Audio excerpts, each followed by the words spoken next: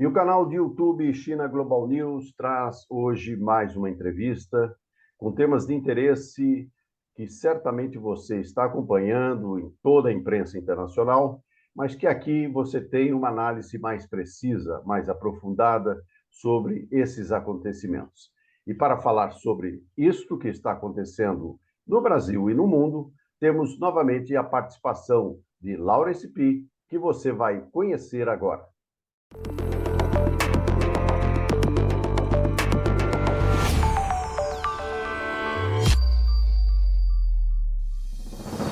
Laurence Pi nasceu em Xangai em 1942. Veio para o Brasil com a família em 1952, onde se destacou no cenário empresarial conduzindo o Grupo Moinho Pacífico, um dos maiores da América Latina. Formado em filosofia nos Estados Unidos, fez especialização na obra de Jean-Paul Sartre.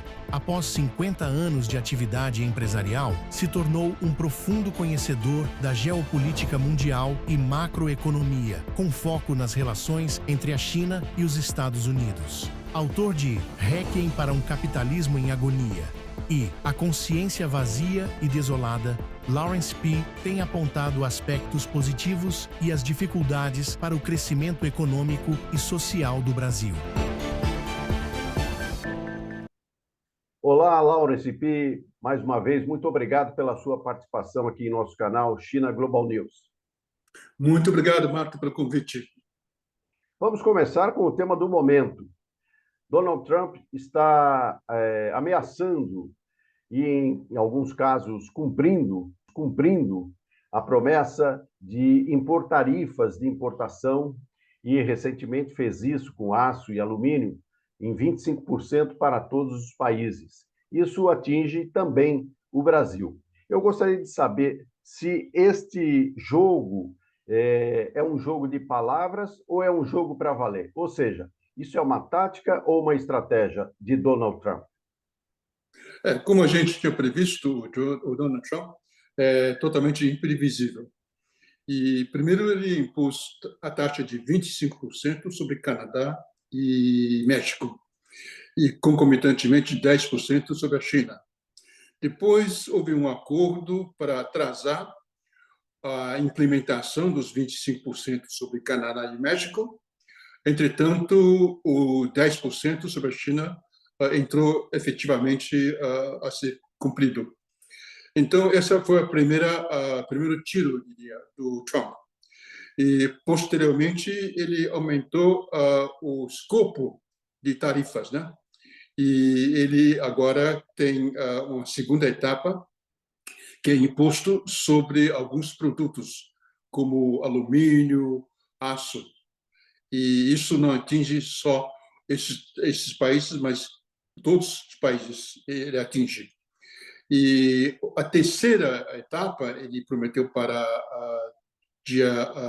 quinta-feira, de implementar o que ele chama de imposto tarifa recíproco, ou seja, um país que impõe imposto sobre os Estados Unidos, eles vão ter uma reciprocidade e de uma tarifa igual.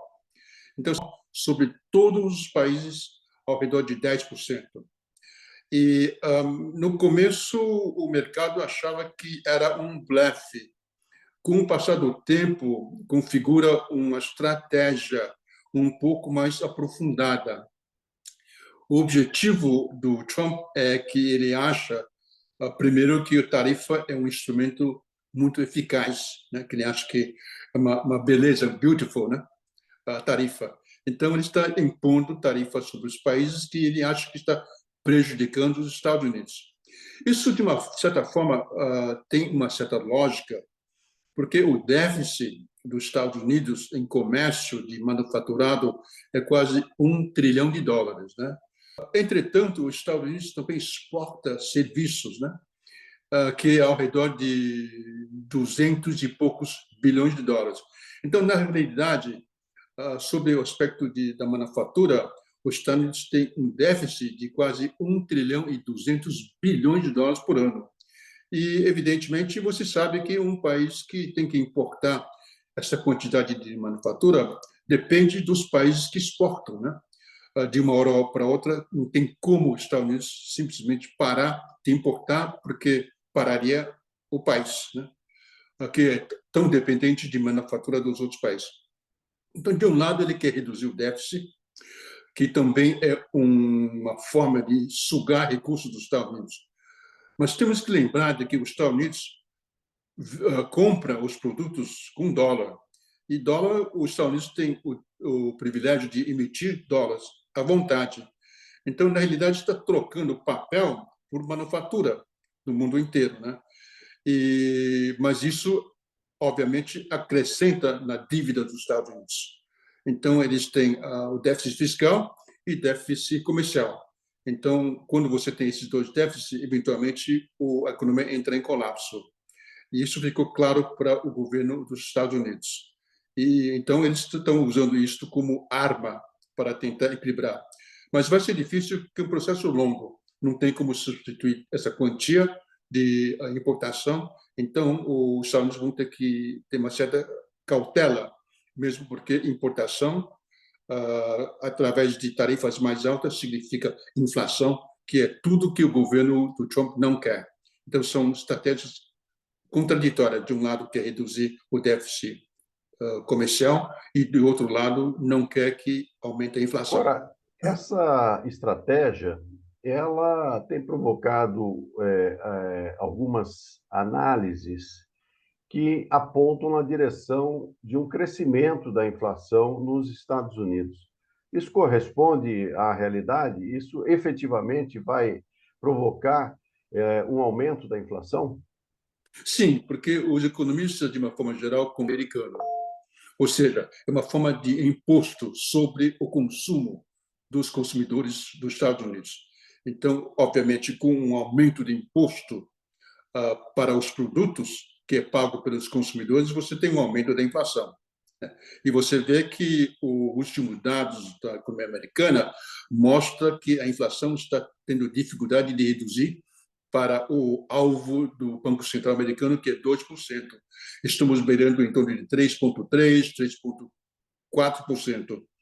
E isso torna o trabalho do Banco Central americano mais difícil ainda e obriga o Banco Central a, ao invés de reduzir o juro, que já estão num patamar bastante alto, de não baixar ou até aumentar, dependendo de como caminha a inflação nos próximos meses. O que é aparente é que vai ser inflacionário e não se sabe se o Trump vai recuar ou não, né? Porque ele vai começar a sentir a pressão da sociedade americana, dos consumidores, com aumento de preço.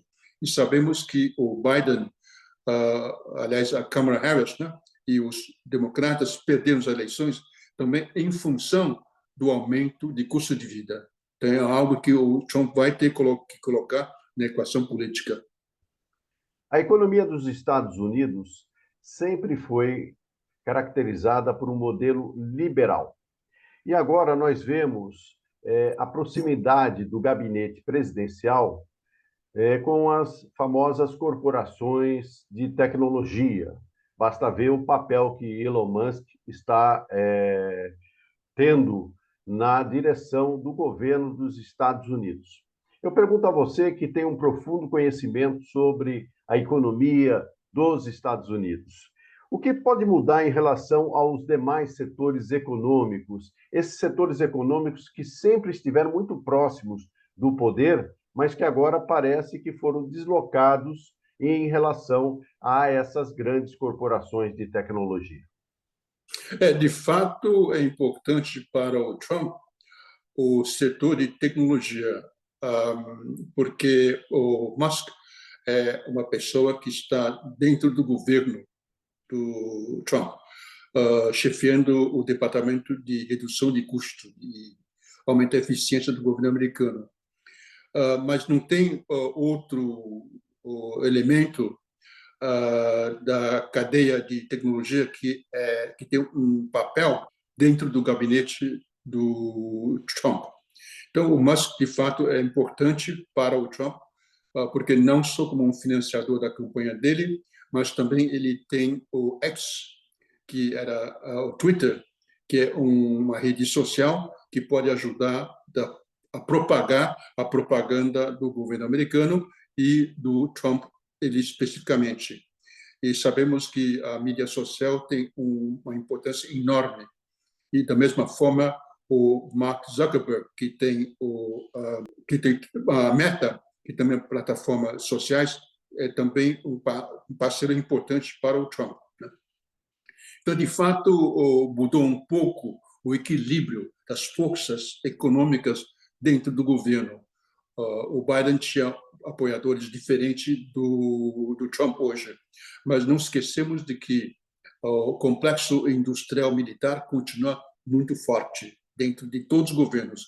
Eles não saem nunca, sempre estão agindo dentro do governo americano. Isso já acontece há décadas e décadas. E também o setor financeiro também é importante para apoiar o governo, tanto dos republicanos como os democratas. Evidentemente, também o setor farmacêutico também tem uma força enorme. Então, são todos esses grupos, né, de oligarquia que determina a política interna e externa dos Estados Unidos. Ficando ainda um pouco no campo das grandes corporações de tecnologia e essa proximidade com o poder de forma bastante evidente. Você acredita que essa presença em postos de mando, inclusive, pode afetar a liberdade de expressão e mesmo a democracia? Na realidade, o que o Trump está dizendo, mas também, é que eles são contra a censura das redes sociais, né? Então, eles estão propagando a tese de que estão defendendo a liberdade de expressão. Sabemos de que o fake news e as mentiras que disseminadas nas redes sociais têm um impacto enorme de conduzir o sentimento e a forma de como pensar e agir da população, né? Então, a questão é que como devemos encarar liberdade de expressão e como devemos controlar de alguma forma a disseminação de notícias falsas e mentiras para conduzir a população a erro de decisão e de apoio. Uma questão bastante complicada, até que ponto devemos apoiar a liberdade de expressão, né, que faz parte da democracia, e como podemos restringir os efeitos maléficos de propagação de mentiras e de fake news. Então, é uma coisa complicada, ao meu ver, né? Sabemos que a mídia social hoje tem uma força enorme de condicionar e moldar o pensamento público. Aí está o grande desafio entre liberdade de expressão, né, e coibir os excessos desta liberdade. No caso da inteligência artificial, nós tivemos recentemente uma espécie de um maremoto com a chegada da DeepSeek, né, que é um aplicativo de inteligência artificial generativa e que pôs em xeque as grandes corporações, as big techs. Isso aí provocou um movimento de mercado, as ações dessas corporações norte-americanas caíram, né? Ou seja, hoje nós temos no mundo dois grandes players, dois grandes investidores em inteligência artificial, que são justamente os Estados Unidos e a China. Nessa disputa, como é que você vê a longo prazo? Isso aí foi apenas um suspiro do mercado ou você acha que efetivamente vai haver alguma grande mudança em função da inteligência artificial? Essa sua pergunta é importantíssima. Inteligência artificial hoje é um setor que tem uma expansão vertiginosa. O DeepSeek, de uma empresa pouco conhecida na China, mudou o paradigma de como você consegue avançar na tecnologia e na disseminação de inteligência artificial. Antigamente, as grandes empresas americanas que investiram centenas de bilhões de dólares para poder avançar no que eles chamam de Large Language Model, né? LLM, que é basicamente o chat GPT da OpenAI, do Sam Altman. Então, eles investiram muito, Microsoft, né? o OpenAI, Google investiu também, Meta. Então, são as grandes empresas que investiram bilhões de dólares, mas eles usaram um investimento para adquirir processadores, né, que custam uma fortuna da NVIDIA, que é Graphic Processing Unit.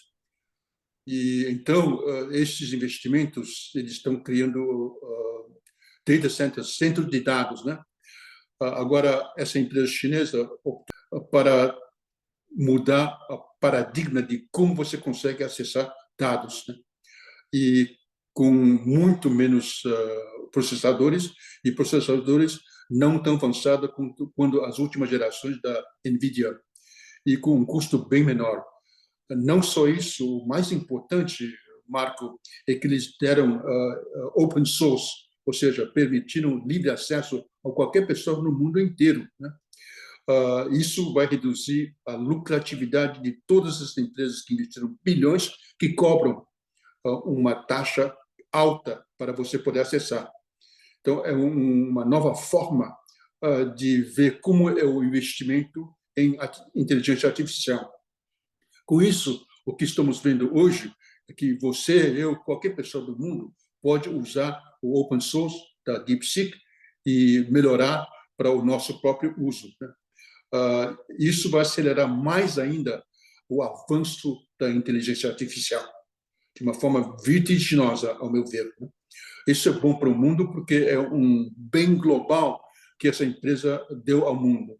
E com isto, com o passo que eles deram agora, diversas outras empresas chinesas também seguiram no mesmo caminho, né? Então, você tem um modelo americano que cobra para você poder acessar a inteligência artificial, e você tem outra forma na Ásia, na China, que está dando este bem para o mundo de graça, né? Então, você tem dois modelos diferentes. E isso vamos ver como é que as empresas americanas vão reagir a esse desafio. Agora, Marco, estamos falando de inteligência artificial. A próxima etapa é inteligência artificial geral. Essa é a segunda etapa. E quando atingir a AGI, você vai ter os modelos, né, de inteligência artificial que é muito melhor e consegue fazer muito mais que as inteligências artificiais conseguem fazer hoje. E já há técnicos, né, especializados nesse campo que falam em super inteligência artificial, que daí vai ser, obviamente, se acontecer isso, que é possível e é provável, vai ser mais inteligente que o ser humano. Daí o que vai acontecer, eu não tenho a mínima ideia, que não sou especialista nesse campo, mas pelo que tenho lido e pesquisado, muitos especialistas temem, né, este desfecho final de uma super inteligência artificial que superará de longe o ser humano. E eu queria ficar ainda nesse tema da inteligência artificial, Laurence, porque nós temos na Constituição do planeta Terra, né, nós temos aí nações centrais, semiperiféricas e periféricas, ou seja, a desigualdade entre os países ela já está instalada há muito tempo. Eu queria saber se você acredita que o desenvolvimento da inteligência artificial e dessa força que ela tem sobre todos os setores da economia, isto pode aprofundar a desigualdade entre as nações ou ela pode trazer um novo momento de parceria e de cooperação? É difícil, Marco, porque os Estados Unidos e a China estão tão adiantados, comparando com os países, inclusive a União Europeia, né?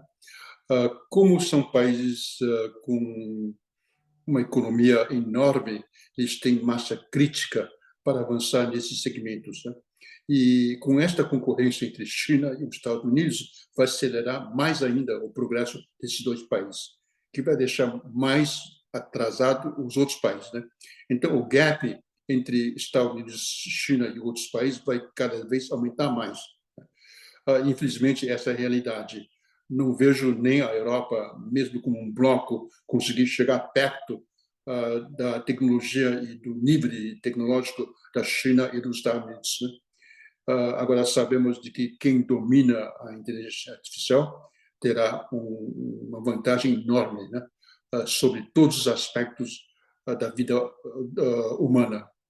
E eu acho que os países mais periféricos vão estar atrasados, não tenha dúvida, e a diferença entre esses países que adotam na vanguarda da tecnologia de inteligência artificial vai ter uma vantagem enorme econômico, político, militar, sobre todos os aspectos, né? E não só isso, como nas próprias sociedades, aqueles que abraçam e trabalham nesses segmentos vão ter um ganho financeiro e econômico muito maior do que a maior parte da população. Então, a pirâmide social vai piorar muito ainda. Você tem no topo do pirâmide uma pequena quantidade de pessoas, né?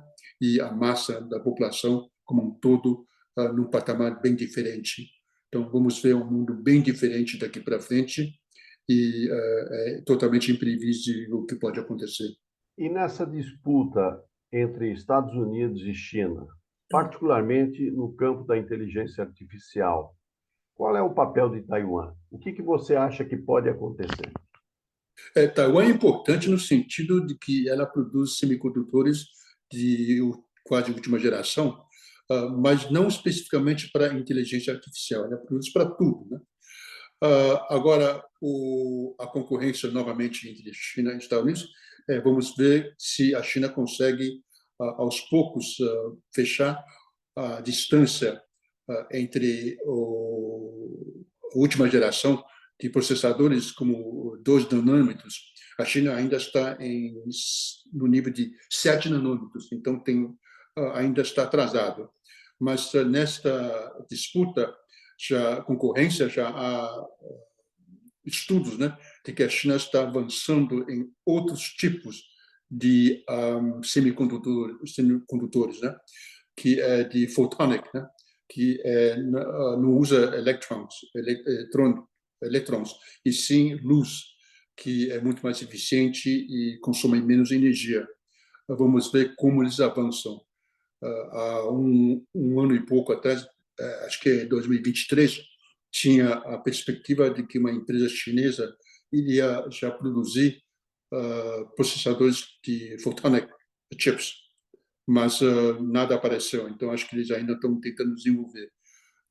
Vai ter muitas mudanças nessa tecnologia. Vamos ver o que acontece. O que a China está hoje tentando dar um salto além, né? Eles chamam leapfrog, né? Ou seja, pular uma etapa para chegar no patamar mais alto de tecnologia sem passar pelo processo normal de avanço. E estão dedicando muitos recursos, tanto humano como recursos financeiros, para tentar chegar perto dos 2 nanômetros. E não se sabe se, além disso, podemos avançar, porque tem a lei física, né, que você pode chegar a um ponto que não tem mais como você diminuir para 1 nanômetro ou menos. Então, vamos ver o que acontece. Mas a corrida está interessante. A concorrência está interessante e, para os surpresas dos americanos, a China consegue sempre surpreender. E, quando menos se espera, eles saem com uma coisa que deixa todo mundo surpreso. Então, vamos ver o que acontece. Nessa relação China-Estados Unidos, com as medidas adotadas por Donald Trump, você acredita que a China vai ter algum tipo de problema para a expansão do grande projeto Cinturão e Rota? Sim e não. Sim, porque os Estados Unidos está tentando cercar a China. Por exemplo, a questão do Panamá, né? Canal de Panamá. Através de pressão dos Estados Unidos, Panamá foi obrigado a se retirar, porque o Panamá, você sabe que usa o dólar americano como moeda, né?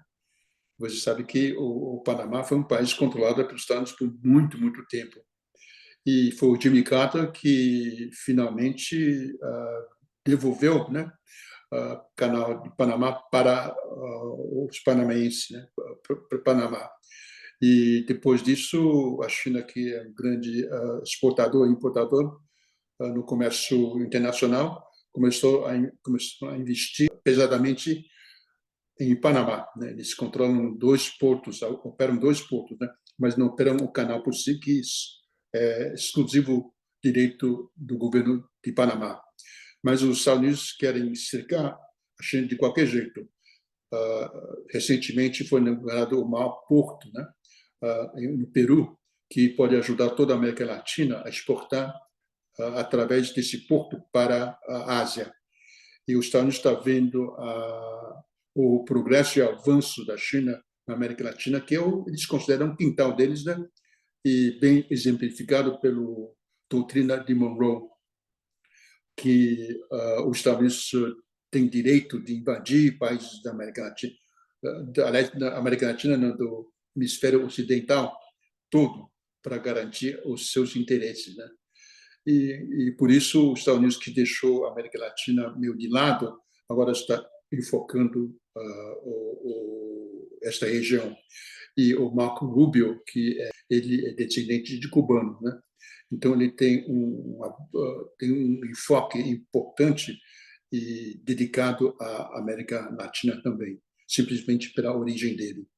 E por isso os Estados Unidos está tentando cercar a China, mas não está conseguindo na África, não está conseguindo em outras regiões do mundo.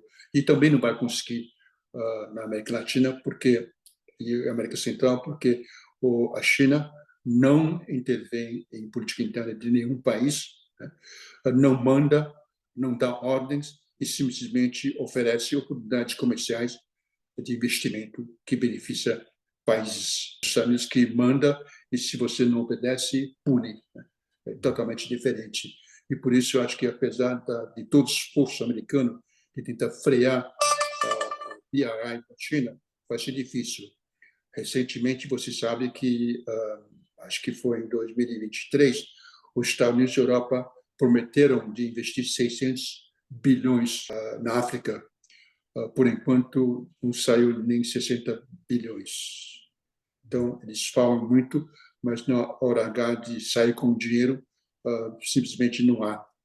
E é difícil porque você tem que convencer as empresas do setor privado a investir, que os governos não têm recursos para investir. E a China não. A China é um país que o governo determina como vai investir e quando e quanto e para onde. Então, se você depende do setor privado, a única equação que fecha é se há lucro ou não. E se o projeto dá lucro, eles vão investir, senão não. E eles calculam também segurança, risco político, risco militar dessas regiões. E a África é uma região complicada. Mas a China assume muito mais riscos do que os Estados Unidos, do setor privado dos Estados Unidos ou da Europa.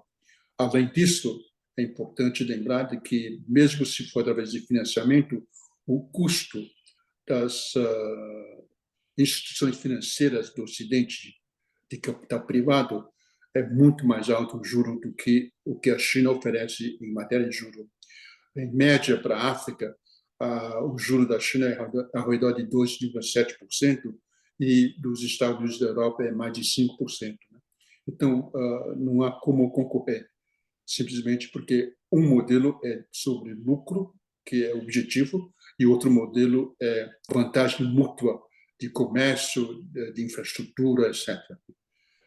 São duas modalidades diferentes de estratégia.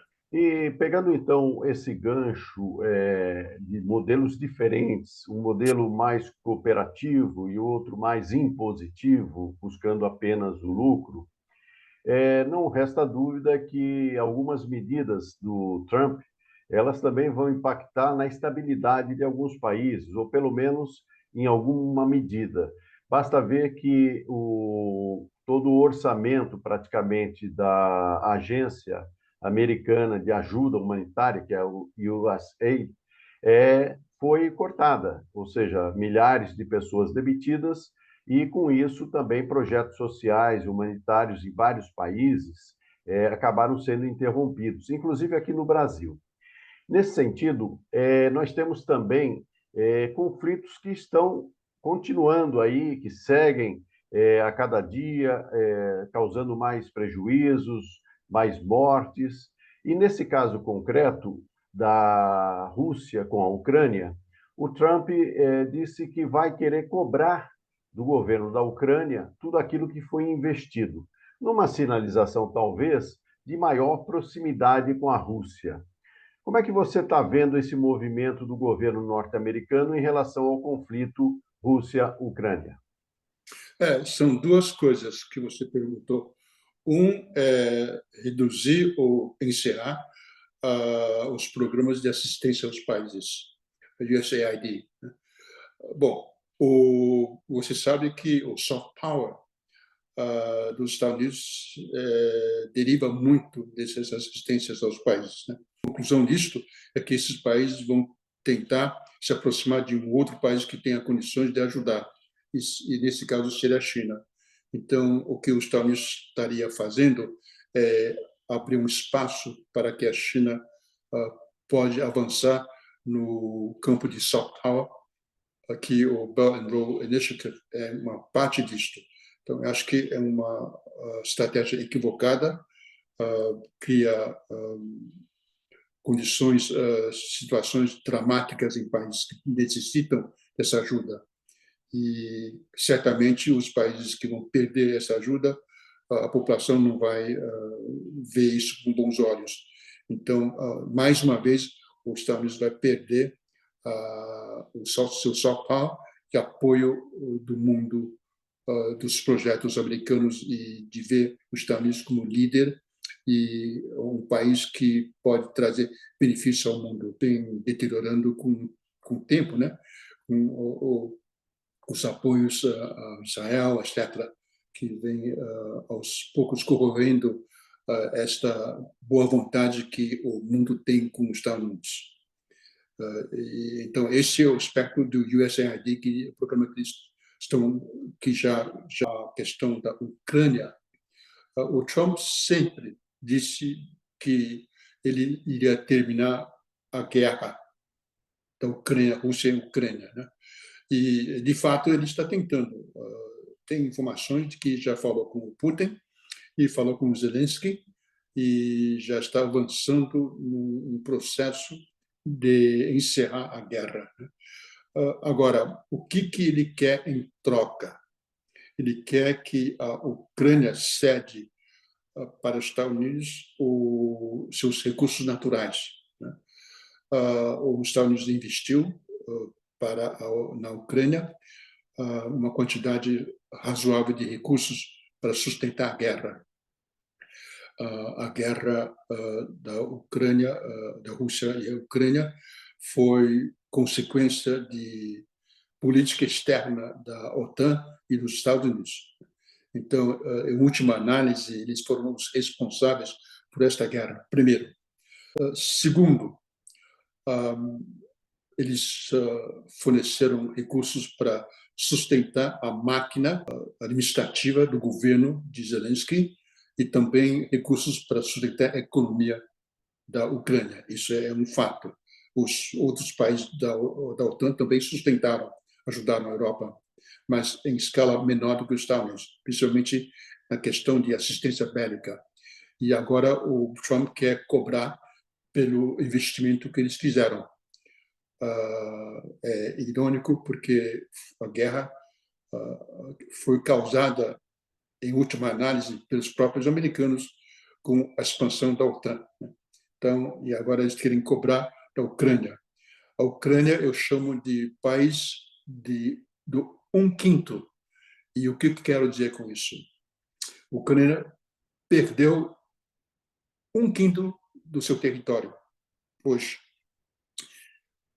A sua população diminuiu em 1/5 devido à guerra e devido à migração, o fluxo de migração fugindo do país. E a economia encolheu 1/5. Então, eu disse numa entrevista minha que a Ucrânia é o país do um quinto, né? Foi um desastre esta guerra para a Ucrânia. Agora, eu acho que o Trump realmente quer terminar a guerra, ele quer se reaproximar do Putin, ele sempre teve boas relações com o Putin, e também a estratégia mais ampla de tentar distanciar a Rússia da China, um pouco distanciar a Rússia da China, pois a guerra da Ucrânia estreitou muito mais o relacionamento entre China e a Rússia, né? E o enfoque do Trump não é a Rússia, é a China, em última análise. Então, são duas questões que, de uma forma, coincidem. Terminando a guerra, ele pode ter alguma vantagem econômica e financeira em relação aos recursos naturais abundantes da Ucrânia e, ao mesmo tempo, distanciar a Rússia da China. Vai ser uma tentativa, vai ser difícil, mas ele vai tentar. Na temática dos conflitos, também vemos Trump bem alinhado com o governo de Israel, principalmente quando ele declara que quer transformar Gaza numa espécie de um grande balneário. E aí pede, inclusive, a retirada dos palestinos daquele território. Atualmente temos um cessar-fogo muito precário, ou seja, a qualquer momento as coisas podem voltar para trás. Como é que joga no cenário do governo Trump essa questão de Gaza? Você sabe que os Estados Unidos apoia a Israel não de hoje, né? É um apoio de, diria, décadas e décadas, né? Temos que entender um pouco por que os Estados Unidos apoia a Israel, né? O mundo inteiro, quase o mundo inteiro, é contra Israel, mas os Estados Unidos sistematicamente apoia a Israel. Primeiro, é uma questão religiosa, né? Você tem os evangélicos que têm a missão de assegurar a promessa de Deus para os judeus, né, da Terra Santa, da grande Israel, e é uma missão que eles levam muito a sério, os evangélicos. Então, existe eu diria, com afinidade religiosa em relação a Israel, primeiro. Aí podemos um dia conversar um pouco sobre essa questão de como é que surgiu o Estado de Israel e toda a história da civilização judaica. Mas aí já é outro assunto. Em todo caso, este tem um afeto e uma harmonia religiosa em relação a isto. Segundo, a população judaica, a diáspora judaica nos Estados Unidos, como maioria da população judaica, são extremamente são um povo esforçado, inteligente e capaz, e sempre são bem-sucedidos no mundo dos negócios. As grandes fortunas da população judaica nos Estados Unidos é enorme, e eles eles apoiam Israel, o Estado de Israel, né, com recursos financeiros, todos os políticos, né, que apoiam Israel. E como eles é um lobby extremamente bem abastado de recursos, eles têm uma força enorme.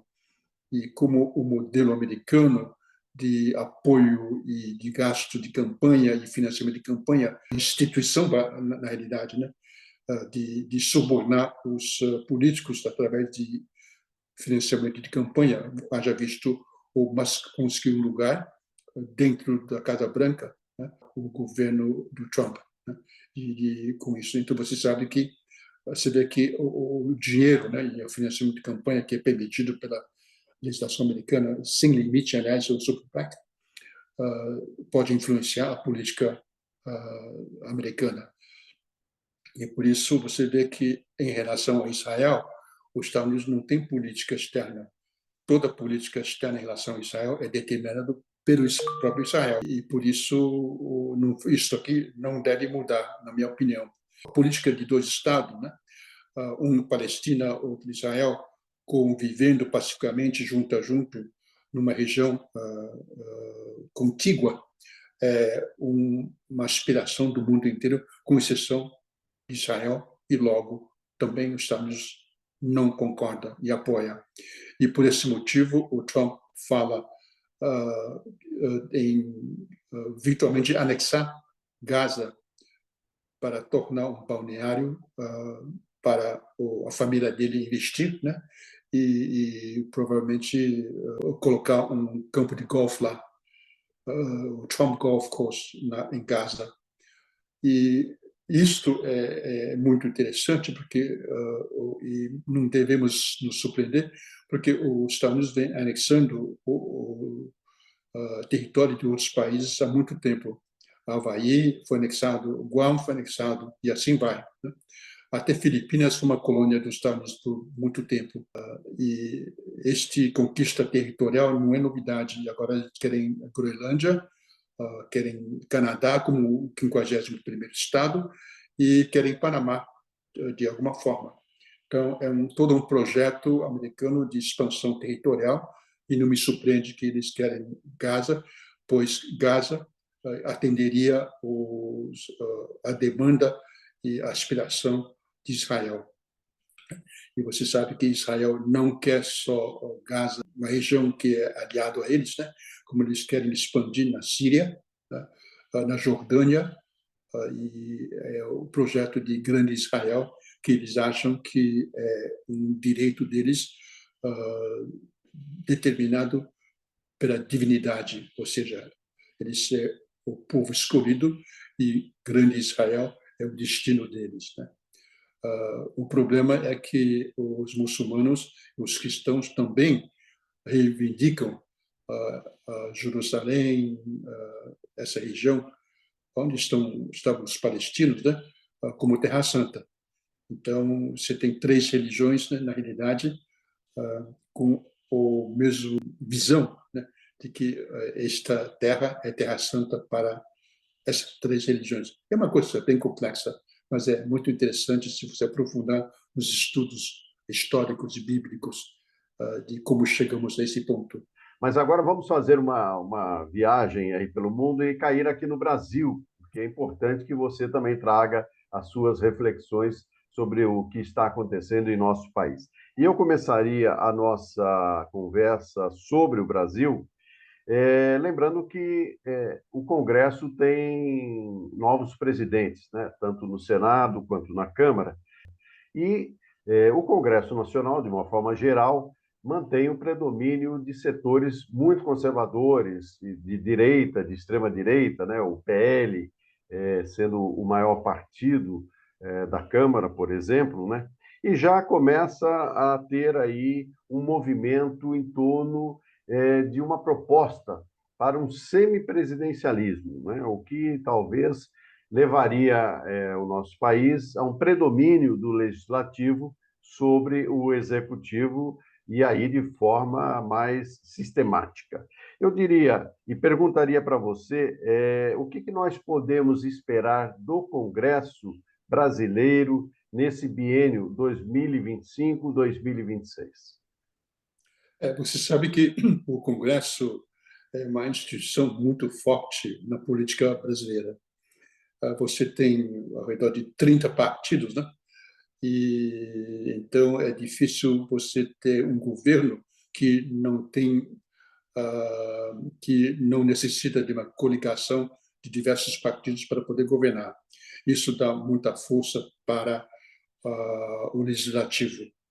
E o legislativo, você tem um grupo enorme que é o Centrão, que não tem ideologia, não tem plataforma, não tem moral, não tem ética, não tem absolutamente nada, mas uma força incrivelmente poderosa, simplesmente pelo número.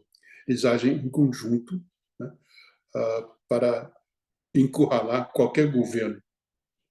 seja de direita ou de esquerda. No fim, eles é sempre situação e nunca oposição. Esse é o modelo que nós temos. E não há mínima esperança que esse modelo vai mudar. Então, na realidade, nós já temos uma forma de comando do legislativo sobre o executivo, ou a preponderância do legislativo sobre o executivo. E qualquer governo, seja do PT, PL, PSDB, que for, né, sempre terá que negociar com o Congresso, né? E sem o apoio do Centrão, que cada vez fica maior, porque é um grupo que mais numeroso ela mais poder ela tem e de conseguir implementar e ter a sua própria agenda e ver sua própria agenda realizada, que basicamente é interesse particular e pessoal, e secundariamente, perifericamente, o benefício para o país. Essa consideração é secundária para o Centrão. Então, é um modelo que eu diria que não é parlamentarismo, né? Mas o legislativo já comanda e já detém um poder enorme sobre o executivo. E estamos vendo que o Lula é obrigado a ceder, dia sim, dia não, aos desejos do Congresso. Você lembra de que no primeiro mandato do Lula, né? Aliás, no segundo mandato se falava muito no mensalão, né? Mensalão foi uma forma de adquirir apoio do legislativo, né? Em vez de fazer coligação, porque esse grupo não tem ideologia, então a única forma é usar o modelo do PSDB do mensalão, né? Pagando para ter o apoio desse grupo que tem um poder enorme, simplesmente pelo número que eles têm no Congresso, que pode bloquear qualquer iniciativa do Executivo. E agora, se houver parlamentarismo no Brasil, eu acho que a gente vai trocar de primeiro-ministro a cada 6 meses. Com 30 partidos, você imaginou o caos que vai ser um parlamentarismo? Né? É algo que eles falam, mas não analisam com profundidade quais seriam as consequências para o país, né? Será um caos total. Eu não consigo imaginar um parlamentarismo com 30 partidos, né? Que tipo de Frankenstein que vamos construir? Mas, como o político fala tanta besteira, né? É mais uma besteira que se enuncia sem pensamento, sem estudo, sem qualquer tipo de estratégia. Então, vamos ver o que dá. No caso mais recente, pesquisas indicam uma queda da popularidade do presidente Lula. Ele, inclusive, tem agora índices de desaprovação maiores do que os de aprovação. Na sua opinião, quais são as causas para essa queda de popularidade? Nós sabemos que temos aí atualmente uma inflação, principalmente dos alimentos, isso impacta diretamente a população, mas, na sua opinião, quais seriam as causas dessa queda de popularidade do presidente Lula? Você sabe que qualquer governo vai ver a sua aprovação cair no decorrer do mandato, né? É uma erosão natural e automática. Se você vem com um índice de aprovação alta, se inicia o mandato e, com o tempo, vai diminuindo. É um processo natural. Em questão, em relação à inflação, de fato, nós estamos tendo um desafio de reduzir a inflação para os patamares que o governo deseja, ou seja, 3% com 1,5% de margem para cada lado, né? Para cima ou abaixo deste ponto médio de 3%. Mas não é o governo do Lula que ultrapassou só. Quase todos os governos não conseguiram enquadrar neste banda de inflação, né? E o trabalho do Banco Central é tentar levar a inflação pelo menos perto do centro, né? Mesmo no patamar um pouco acima do médio do alvo de inflação, que é 3%, né? Talvez 4%, mas não está conseguindo nem isso.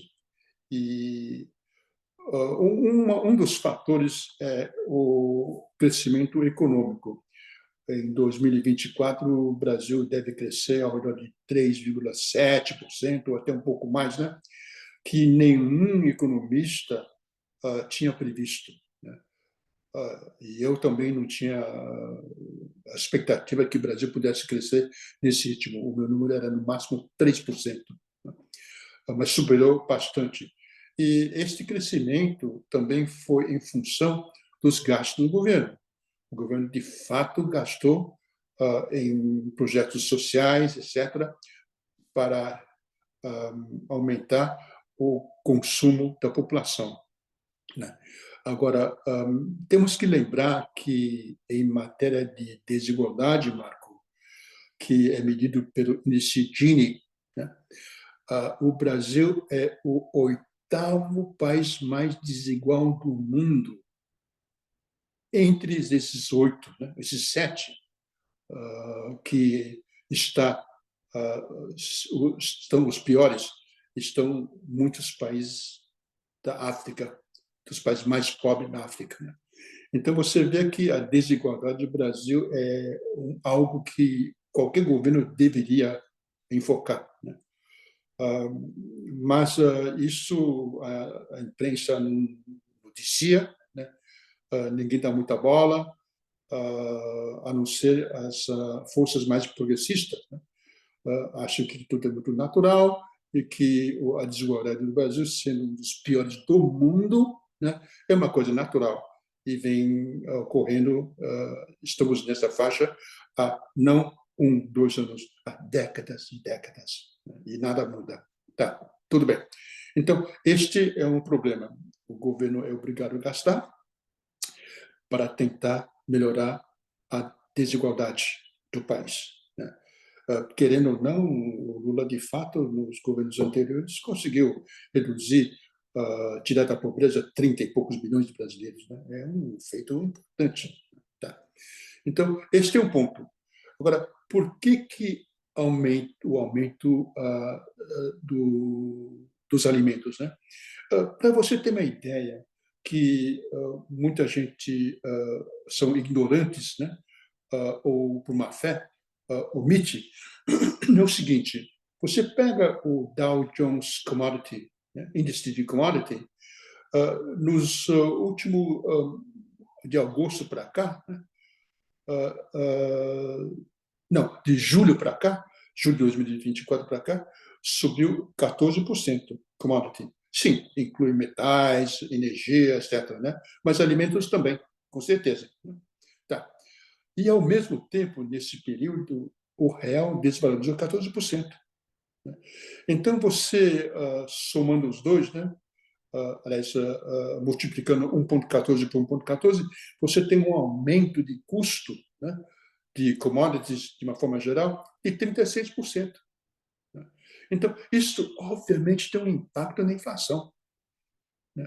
E como o alimentos, né, também subiu bastante nesse período, e o dólar valorizou, obviamente, todos os tradables, né, subiram de preço e, com isso, subiram o custo da alimentação. Não tem dúvida. Entretanto, Marco, 2024 e 2025, essa safra que está entrando agora, de grãos, né, vai ser um recorde. E, de acordo com o Conab, me parece que o número é de 322,6 milhões de toneladas, né? Isso vai baratear toda a cadeia de grãos e vai baratear também as carnes, né? Agora, hortifruti granjeiro, etc., não vai impactar tanto, mas, com certeza, os alimentos mais importantes, né, que são os grãos e as carnes, vai reduzir em preço. E, com isso, a expectativa é que a inflação deve desacelerar e, ao mesmo tempo, este ano de 2025, eu acho que o crescimento será um pouco acima de 2% do PIB, apesar de que o Lula fala que vai ser 3% e pouco, mas isso é o discurso político dele, não tem nada a ver com a realidade. Então, eu acho que vamos crescer menos esse ano. Os juros altos estão afetando a economia, não tenha dúvida, mas o Galípolo não tem alternativa, como também não teve o Roberto Campos Neto, de tentar trazer a inflação para a meta, que é de 3%, com 1,5% para cima ou para baixo. Eu acho que, querendo ou não, nós vamos ter uma inflação acima de 5% em 2025, e vai ser um desafio grande para o Banco Central tentar reduzir a inflação, né, sem provocar um impacto ainda maior no decréscimo do crescimento do PIB do país. Então, é natural que a erosão de popularidade de um governo acontece na medida em que vai passando, já estamos mais de metade do mandato do Lula, né? Isso é uma coisa natural. A fotografia importante não é fevereiro de 2025, e sim outubro e novembro de 2026. Pegando um pouco carona aí na sua menção ao Banco Central e ao trabalho que se inicia com o novo presidente Gabriel Galípolo. Ele disse em uma entrevista que vai precisar fazer um esforço adicional para conseguir novos instrumentos para deter a inflação e manter uma política dentro dos parâmetros adequados, tanto do ponto de vista da questão fiscal quanto da inflação. E ele cita alguns exemplos de bancos centrais de outros países. Ou seja, tudo indica que Galípolo quer implementar alguns novos instrumentos, embora ele não tenha dito quais seriam esses instrumentos. Por outro lado, ele também mencionou que o Banco Central sofre de um problema de comunicação. E a sua afirmação vai na linha das atas do Copom, que são construídas de forma muito cuidadosa, com palavras bem escolhidas, exatamente para não criar nenhuma espuma no mercado, né? E ele até citava que é necessário que o Banco Central, para não ter a sua imagem arranhada, também faça atas que sejam entendidas pelo conjunto da população, até para explicar por que eles estão tomando essas atitudes, né? Por exemplo, a elevação da taxa de juros. Ficando especificamente na economia brasileira, quais são os principais desafios da nossa economia? Marco, eu desconheço de instrumentos de bancos centrais de outros países que aqui Galípolo se refere, né? Você tem alguma ideia do que ele se refere? Eu não li nada específico do que ele menciona e também desconheço de quais seriam os outros instrumentos do Banco Central, né? O Banco Central, quando tem devise, né, aumento do balanço, juro e política de financiar o sistema, né? O repos, essas coisas, né? Eu desconheço do que se refere ele, né? Então, sem entender o que se refere, eu não tenho como opinar se, na minha opinião, são instrumentos válidos ou não. Primeiro, em relação à comunicação, o Galípolo tem que entender que a comunicação dele não é para a população. A população não entende de macroeconomia e muito menos dos instrumentos sofisticados de um banco central. E vamos ser sinceros, estou um pouco ligando de como é a comunicação e se a base monetária, juro primário, déficit primário, déficit nominal, essas coisas vão impactar a economia, né? Então, eu acho que o importante para ele é ter um discurso e uma comunicação aos agentes econômicos, que é importante, que vai agir de uma forma ou de outra, dependendo de como ele entende a comunicação do Banco Central, né? O que o Banco Central tem que fazer é nem ser muito otimista, nem ser muito pessimista, e ser totalmente realista, né, em relação aos parâmetros econômicos e à sua previsão, né? Eu dou um exemplo. O Jay Powell, ele disse que a inflação americana está mais resiliente hoje, né? E ele disse que depende muito também de políticas, né, a ser implementada. O que ele quis dizer é que as políticas que vão ser implementadas ou estão sendo implementadas pelo Trump, e que isso pode trazer, né, um desafio maior ou menor para o Banco Central.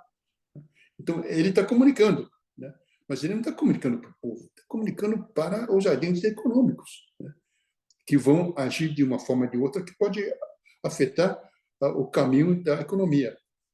Então, o ali tem que ser técnico.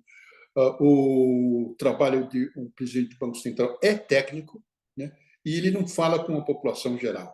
Ele fala com o mercado e fala com os agentes econômicos que têm mais impacto da condução da economia e como se eles investem ou desinvestem. Então, acho que não é uma questão de comunicação para o povo, e sim para agentes econômicos. E, nesse sentido, quais são os rumos que a economia brasileira deveria ter daqui para frente, considerando que praticamente estamos entrando no cenário de disputa eleitoral, né? Temos aí uma ofensiva muito grande da oposição querendo que haja uma anistia aos golpistas que no dia 8 de janeiro de 2023 depredaram a Praça dos Três Poderes, sabendo que também esse movimento, agora as provas da Polícia Federal e certamente a decisão da Procuradoria-Geral da República vão indicar financiadores, líderes, enfim, havia efetivamente ali um movimento organizado, mas a oposição está pedindo uma anistia para essa ação golpista. Inclusive, o presidente da Câmara, Hugo Mota, ele minimizou o impacto desses atos de depredação dos três poderes no dia 8 de janeiro. E, mais recentemente, o próprio ministro da Defesa, José Múcio, que é membro do governo Lula, sinalizou que talvez haja uma questão exagerada na aplicação dessas penas, ou seja, dizendo que talvez fosse interessante uma anistia visando uma pacificação. Ou seja, há um projeto, por um lado, do governo Lula, de tentar recuperar popularidade nesses 2 últimos anos de mandato, e, por outro lado, a oposição querendo apostar numa anistia que pode trazer na mochila, junto com ela, uma própria suspensão da inegibilidade do ex-presidente Jair Bolsonaro. Ou seja, a tentativa é para que Jair Bolsonaro possa ser candidato em 2026. Diante desse cenário, qual é a sua expectativa? Marco, é bem interessante a posição do Mota, né? Da Câmara, né? E do Múcio. Pelo que eu li, houve não só tentativa de golpe, como um planejamento cuidadoso liderado pelo próprio Bolsonaro, né? E diversas reuniões, etc. Não bastasse o projeto de um golpe como assassinato do Lula e do Alexandre de Moraes, né? Se não me falha a memória. E do Alckmin também. Alckmin também. Então, eu não sei até que ponto estão as investigações da Polícia Federal. Agora, você dá anistia ao planejadores de assassinato, eu acho que o Múcio deveria repensar, né, o que ele falou, e o Mota também, né? Eles estão achando que deve dar anistia aos potenciais assassinos, né? Eu totalmente perplexo, o Marco, né? Que eles têm a coragem, desfaçatez de propor anistia, né? A possíveis assassinos, os planejadores de assassinos, né? Então, eu acho que isso é o Brasil, né, o Marco? O que esperar dos políticos, né? Esse nível de políticos a gente tem, né? Pacificar, mas pacificar o quê? O que eles estão querendo pacificar? Essa pacificação significa dar carta branca a esse tipo de atitude, né? Ou seja, se você planeja um assassinato político, tudo bem, anistia, né? Então, eu acho que esse tipo de narrativa, né, mostra o grau de imbecilidade e falta de moral e ética das pessoas que estão propondo isso. E isso é triste, porque você vê que são pessoas que têm poder, né? E se eles pensam dessa forma, aí do Brasil. Então, eu acho que os que planejaram um golpe e tentativa de assassinato têm que responder à justiça pelo que eles planejaram e fizeram. Acho que se é inelegível, é inelegível. A direita pode escolher outros, né? Não é só o Bolsonaro, né? Pode até escolher a mulher dele. O Eduardo Bolsonaro está querendo ser substituto do pai dele e está fazendo uma campanha enorme, inclusive com o Bannon, né? O Steve Bannon, que é amigo dele, que é um criminoso que foi condenado pela justiça americana de fraudar com recursos para tentar ganhar dinheiro com a construção do muro, né? Para separar México e Estados Unidos, né? Então, é esse tipo de gente que a gente tem, né? E não é muito difícil de ver que a podridão do universo político em que a gente vê, né? E fica difícil, meu amigo Marco, fica difícil. Em relação a Lula, você acha que ele vai ser ou não candidato à reeleição? Não, eu acho que não vai ser. Eu acho que o melhor candidato do PT é o Haddad, na minha opinião, né? Eu acho que o Rui Costa está querendo também está no páreo.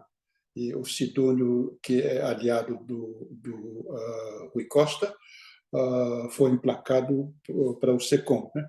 E ele deve fazer um trabalho para aumentar a visibilidade do Rui Costa, né? Mas Rui Costa não tem envergadura e eu acho que seria péssima escolha do partido, né? Eu acho que Lula não vai ser candidato. Eu acho que o partido todo deve agora unir força, né, para tornar a candidatura do Haddad como fato consumado, na minha opinião. E eu vejo que a direita pode até tentar emplacar o Tarcísio, né, que é governador do estado de São Paulo, um estado importantíssimo na União, e eu acho que, no fim, é possível e até provável uma disputa entre a Haddad e o Tarcísio em 2026. Essa é a minha visão. É tudo especulação, né? Para terminar mesmo a nossa entrevista, você, com todo esse conhecimento do mundo, das relações Estados Unidos, China, da realidade brasileira, você é candidato a quê?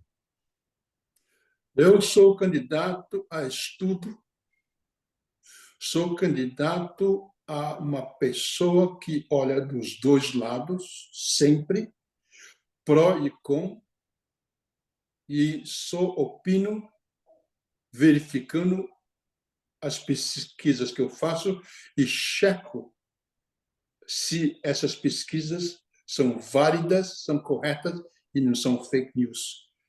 Este é meu projeto e eu só tenho um projeto na vida, com 82 anos hoje, me resta pouco tempo e eu quero dedicar os meus últimos anos a estudo, a pesquisa e aumentar o conhecimento para melhor entender este mundo tão confabulado. Por isso mesmo, por tudo isso que você disse, que você está aqui dando mais uma entrevista ao China Global News. Agradeço muito a sua participação, Lawrence. Muito obrigado, Marco, pela oportunidade. E quando quiser, podemos continuar nosso bate-papo. Com certeza. E você que acompanha, assiste, curte o nosso canal de YouTube China Global News, não se esqueça de se inscrever em nosso canal e também compartilhar os nossos conteúdos. Estamos também em todas as redes sociais, esperando a sua audiência. Até uma próxima oportunidade.